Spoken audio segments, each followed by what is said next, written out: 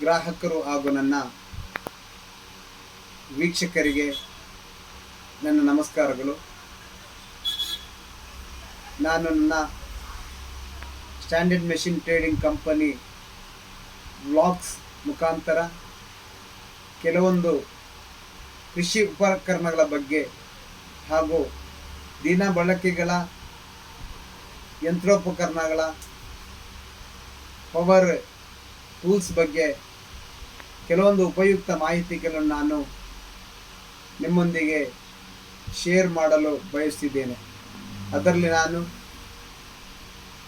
ನಾನಿವತ್ತು ನಿಮಗೆ ಮಾಹಿತಿ ನೀಡುವಂಥ ಮೆಷಿನ್ ಯಾವುದೆಂದರೆ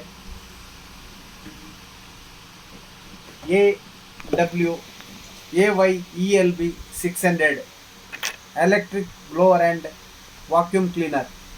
ಇದರಲ್ಲಿ ಮೆನ್ಷನ್ ಆಗಿದೆ ಇದು 220 ವೋಲ್ಟ್ಸ್ 2.8 mm ಅದರದ್ದು ವ್ಯಾಲ್ಯೂಮ್ ಇದೆ. ಇನ್ಪುಟ್ ಪವರ್ 600 ವ್ಯಾಟ್ ಇದೆ.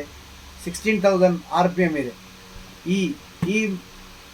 ಈ ಮೆಷಿನ್ ಎಲೆಕ್ಟ್ರಿಕ್ ಬ್ಲೋವರ್ನ ಉಪಯೋಗ ಏನಂತ ಹೇಳಿದರೆ, ನಮಗೆ ಕೆಲವೊಂದು ಡಸ್ಟ್ ಪಾರ್ಟಿಕಲ್ಗಳು ನಮ್ಮ ಫ್ಲೋರ್ ಮೇಲೆ ಇಲ್ಲ ಯಾವುದೇ ಆದರೂ ಒಂದು ಸಾಮಗ್ರಿ ಮೇಲೆ ಕೂತ್ಕೊಂಡಿದ್ದರೆ ಅದನ್ನು ರಿಮೂವ್ ಮಾಡಲಿಕ್ಕೆ ನಾವು ಬಟ್ಟೆಯಿಂದ ಒರೆಸಲಿಕ್ಕೆ ಆಗುವುದಿಲ್ಲ. ಅದನ್ನು ಹೇಗೆ ನಾವು ಕ್ಲೀನಾಗಿ ಇಟ್ಕೋಬೋದು, ಅದಕ್ಕೋಸ್ಕರ ಈ ವಾಕ್ಯೂಮ್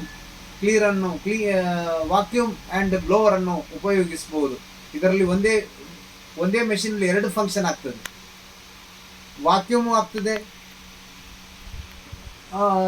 ಬ್ಲೋವರು ಆಗ್ತದೆ, ಬ್ಲೋ ಮಾಡಲಿಕ್ಕೂ ಆಗ್ತದೆ.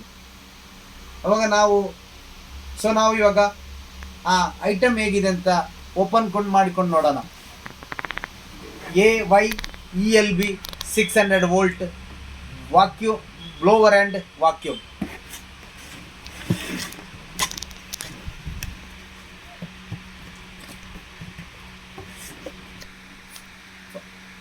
ನಾನು ಓಪನ್ ಮಾಡಿ ಆಗಿದೆ. ನಮ್ಮ vacuum cleaner blower, vacuum and blower open ಮಾಡಿ ಆಗಿದೆ. ಇದೊಂದು ಮ್ಯಾನ್ಯುವಲ್ ಬರ್ತದೆ, ಅದರ ಜೊತೆಗೆ ಯಾವ ರೀತಿಯಲ್ಲಿ ಏನೆಲ್ಲ ಐಟಮ್ ಇದೆ ಅಂಥೇಳಿ. ಒಂದು ಚೀಲ ಇದೆ, 2 ಪೈಪ್ ಥರ 2 ಫಿಟ್ಟಿಂಗ್ಸು ಇದೆ. ಇದು ಯಾವ ರೀತಿಯಲ್ಲಿ ನಾವು ಫಿಟ್ ಮಾಡಿಕೊಂಡು ಓಪನ್ ಮಾಡ್ಬೋದು ಅಂತೇಳಿ ನೋಡೋಣ. ಇದು ಕೆಲವೊಂದು ಸಣ್ಣ ಪಾರ್ಟಿಕಲ್ ಇದ್ದರೆ ಇದರಲ್ಲಿ ನಾನು ಇವಾಗ ವ್ಯಾಕ್ಯೂಮ್ ಹೇಗೆ ಮಾಡೋದು ಅಂತೇಳಿ ನಾನು ನಿಮ್ಗೆ ತೋರಿಸ್ಕೊಡ್ತೇನೆ. ಇದರಲ್ಲಿ ಒಂದು ಎಲೆಕ್ಟ್ರಿಕ್ ಇದ್ದು ಸ್ವಿಚ್ ಇದೆ. ಸ್ವಿಚ್ಚಿ ಇಲ್ಲಿ ಬಟನ್ ಪ್ರೆಸ್ ಮಾಡುವಾಗ ಇದಾಗತ್ತೆ.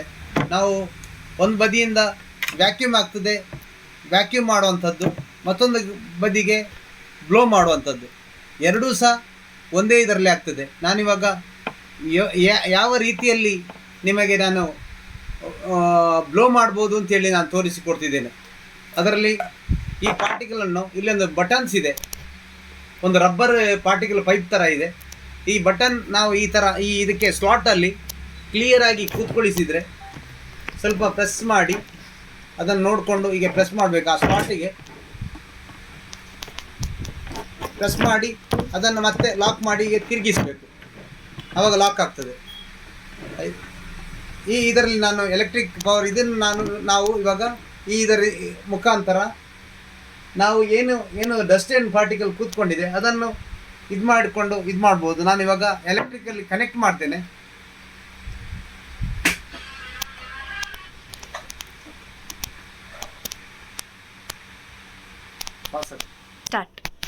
ನಾವು ಇವಾಗ ಸ್ವಲ್ಪ ಪೇಪರ್ಗಳ ಪೀಸ್ಗಳನ್ನು ಕಟ್ ಮಾಡಿಕೊಂಡು ನಿಮಗೆ ತೋರಿಸಿಕ್ಕೋಸ್ಕರ ನಾನು ಕೆಲವೊಂದು ಪಾರ್ಟಿಗಳನ್ನು ಕಟ್ ಮಾಡಿದ್ದೇನೆ. ಸ್ವಲ್ಪ ಕಾಲಾವಕಾಶ ತಗೊಂಡೆ.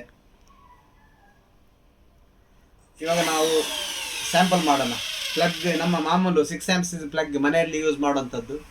ಒಂದು ಈ ಡಸ್ಟ್ ಬರುವ ಕಲೆಕ್ಟರ್ ಆಗುವಂಥದ್ದು ಡಸ್ಟ್ ಕಲೆಕ್ಟರ್, ಇದು ಇನ್ಲೆಟರ್. ಇದರೊಳಗಡೆ ನಾವು ಇದು ಮಾಡುವಾಗ ಅದಕ್ಕೆ ಒಳಗಿಂದ ಬರ್ತದೆ, ಅಲ್ಲಿಂದ ಇಲ್ಲಿಗೆ ಬಂದು ಇಲ್ಲಿ ಡೆಪಾಸಿಟ್ ಆಗ್ತದೆ. ಇದು ನಾವು ಈ ಚೀಲದಿಂದ ಮತ್ತೆ ನಾವು ಅದನ್ನು ಡಿಸ್ಪೋಸ್ ಮಾಡಬೇಕು. ನಾವು ನೋಡೋಣ ಇವಾಗ ಹೇಗೆ ಅಂತೇಳಿ ನೋಡೋಣ. ಕಲೆಕ್ಟ್ ಮಾಡೋಣ ನೋಡಿ.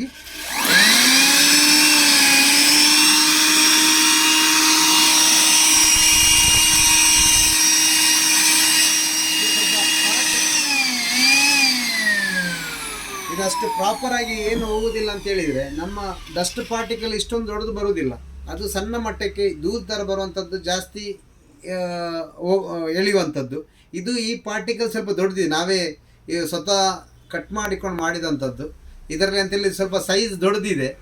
ಅದಕ್ಕೋಸ್ಕರ ಇದು ಸಣ್ಣ ಪಾರ್ಟಿಕಲ್, ಡಸ್ಟ್ ಥರ ಇರುವಂಥ ಪಾರ್ಟಿಕಲ್ಗೆ ತುಂಬ ಉಪಯುಕ್ತವಾಗಿದೆ.